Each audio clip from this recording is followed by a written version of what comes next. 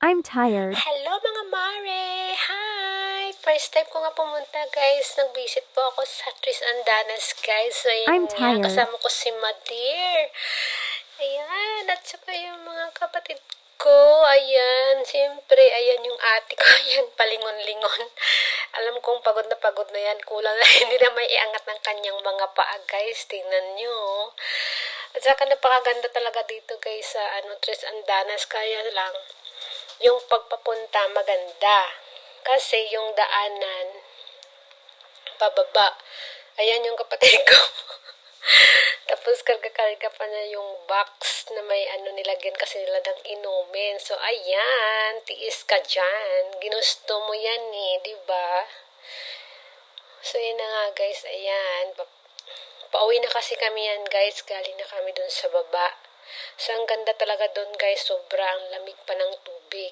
At saka ang sarap-sarap doon mag-relax. Pero, pag pauwi naman, stress masyado. Bukod may stress ka talaga sa sobrang haba at sa sobrang taas ng hagdanan. Ayan, halos hindi ko maiangat yung mga paa ko dyan. Tingnan mo naman yung ate ko, feelingera, akala mo naman, kaya pa. Kaya pa yan. Surrender siya akit. So yan guys. Yabang mo ha. Sige. Pero alam kong pagod na yan. Alam niyo ba guys, yung mga binti ko pagkagabi, Diyos ko po, ang sakit-sakit ng mga paa ko. Sobra, parang 2 araw ko rin dinamdam yun. So yan, makikita niyo naman guys, ang ganda diba? Ang ganda ng daanan. Sa pagpababa, ay, nabubulol ako, pisting yawa. Oy, ayan. Ano, Pep, kaya mo pa? So, yan na nga yung ate ko, guys. Ayan. Sige, medyo malayo-layo na siya. Kaya pa. Actually, guys, may mga kasamahan yan siya kanina, mga bata, pero nauna niya, ang bilis kasi maglakad. Siyempre, alam mo na mga bata, kumpara ngayon sa edad natin, no, diba? Masakit na yung mga tuhod. Guys, sa totoo lang, hindi ko talaga maiangat yung mga paa ko dyan.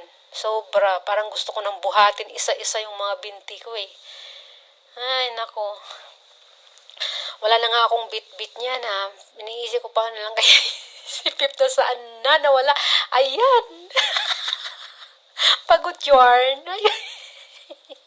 Sige, pahinga ka lang muna dyan. Abang wala pa sila kasi meron pa kami mga kasamahan doon sa baba. Nandun si nanay, si daddy, ayun. At saka yung mga kasamahan ko, nandun pa rin si Lovie. Saka si Charmin, hindi ko alam. Baka nandun na. Ayan. Ang yabang. Porket nauna, diba? Pero may nauna pa sa amin, guys. Alam niyo yun. O, sino yan? Parang hindi niyo may angat yung mga binti niyo, no? Sige, 3 andanas pa more. Ginusto niyo yan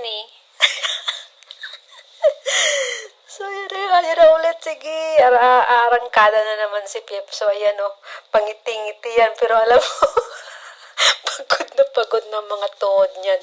Siyempre, nakainom pa yarn. Isang kes ba naman ng beer yung dinala niya? O, diba? Ginusto mo yan Inom pa more. So, ayan guys, medyo malayo-layo pa. Medyo malapit na siguro yan. Ayan na, nakikita ko na yung tok-tok.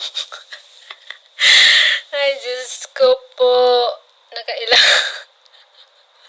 Ayun na yung ate ko, guys. Ayan. Malayo pa ba? Ayan, patingin-tingin siya. Sige, ikaw yan. Kaya bang buhatin yung mga binti? Sige lang. Ayun guys, maganda talaga doon. Lalo na pagpapunta. May excite ka talaga. Lalo na sa mga ambience niya, sa mga views. O ayan na si Mader, si Fader. Saka si Kabing Heart. Ayan. Kawawa naman sila. Ay, Diyos ko, ayan, sa wakas, andito na, malapit na din. Ayan na, nandito na tayo guys sa Kapatagan. Ayan, nakikita niyo yung bahay na yan, yan yung maniningil. Sila yung nangininingil guys, ng entrance. Ayan, malapit na tayo. Ibig sabihin nun, ay, nakakahinga na tayo sa wakas, andyan na. Kasi malapit na tayo dito. So, ayun na nga, sa wakas, nakarating na yan. Wala nang laman yan, ha? Buti na lang yan. Wala nang laman kasi nainom na nila, guys. Ayan, oh. Ay, naku, at last sa wakas, andito na tayo. Hi-hi's. Ayan, Tres Andanas Palmer, at least na-enjoy din naman kayo. Thank you for watching. Babush. So, ayan na nga. Ayan, ako, akala ko, ayan, pa-char-char. So, ayan na nga, guys. Ayan, oh, nakikita nyo. O, diba, mayroong mga diwata doon. Baka kala nyo. O, diba? O, ayan. O, sino yan? O, ayan. Puspamore. O, diba? O, diba, ang ganda doon?